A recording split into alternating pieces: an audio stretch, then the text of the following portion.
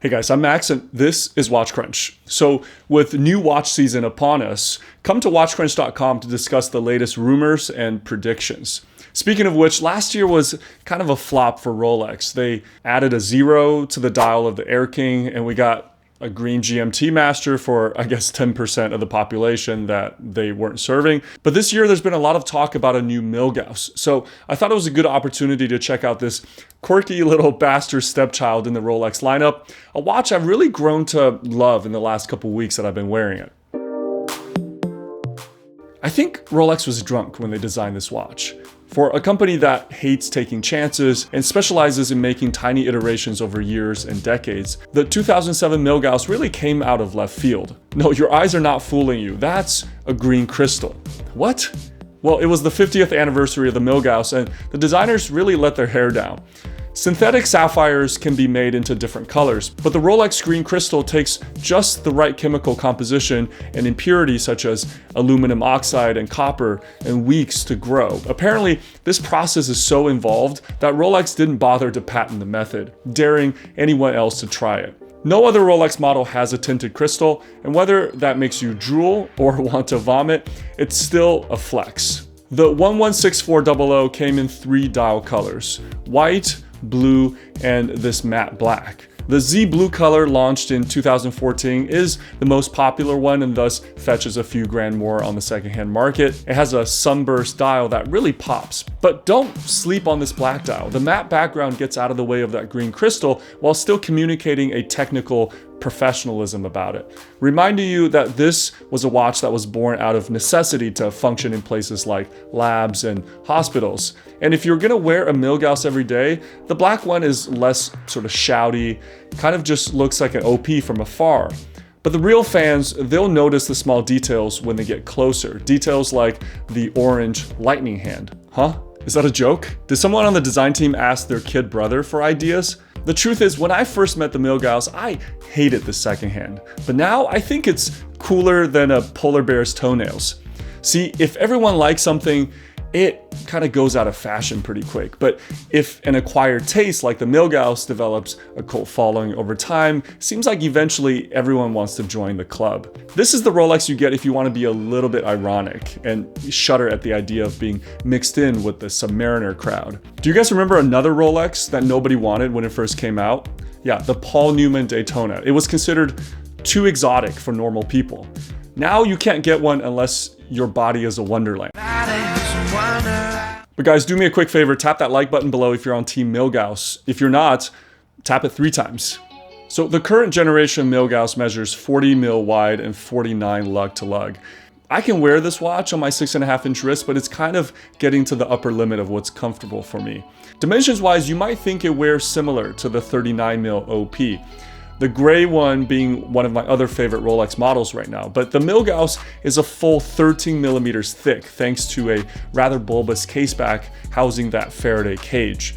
Now this might be a deal breaker for some of you, so it's definitely a watch that you want to try before you buy.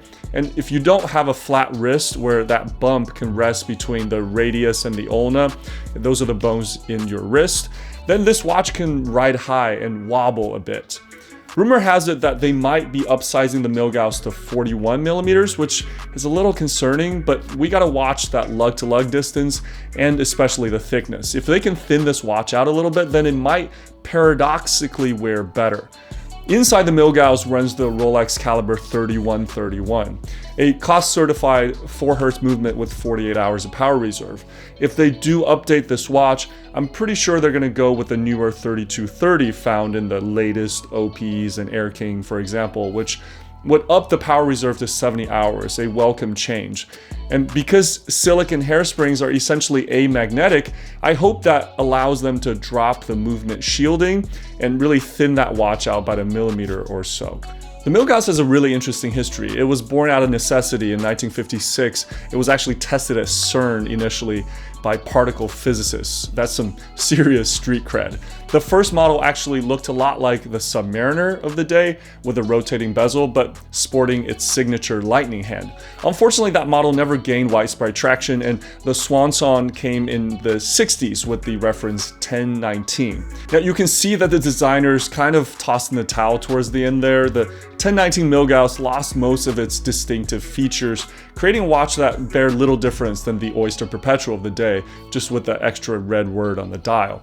But after a 20-year hiatus, on the 50th anniversary of the Milgauss, this watch was born. And it combines really the best of both vintage models with a fixed bezel oyster case and the return of that lightning hand.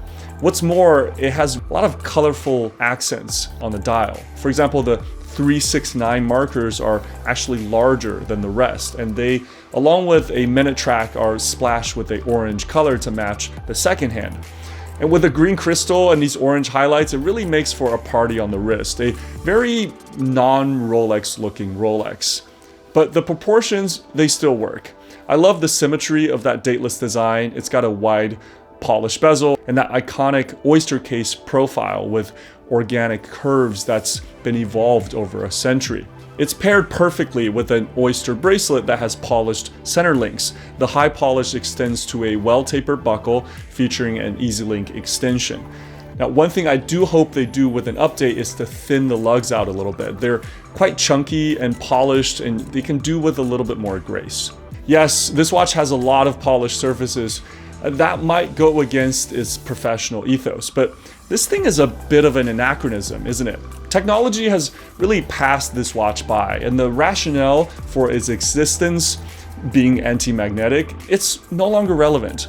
Well, I guess you can say that about this entire hobby, but like an old record player, it's nostalgia that makes you love this watch. It doesn't have to make sense, and its design is like so irreverent, so unlike Rolex. You can't say that about a modern Daytona or a Datejust. So I hope they don't discontinue the Milgauss, because nobody needs a wristwatch, but by God, I aspire to be that guy that daily drives a Milgauss. But guys, let's talk more about this watch on watchcrunch.com. I'll leave a link to a longer discussion in the pinned comments below. Wear what you love, and I'll see you in the next one.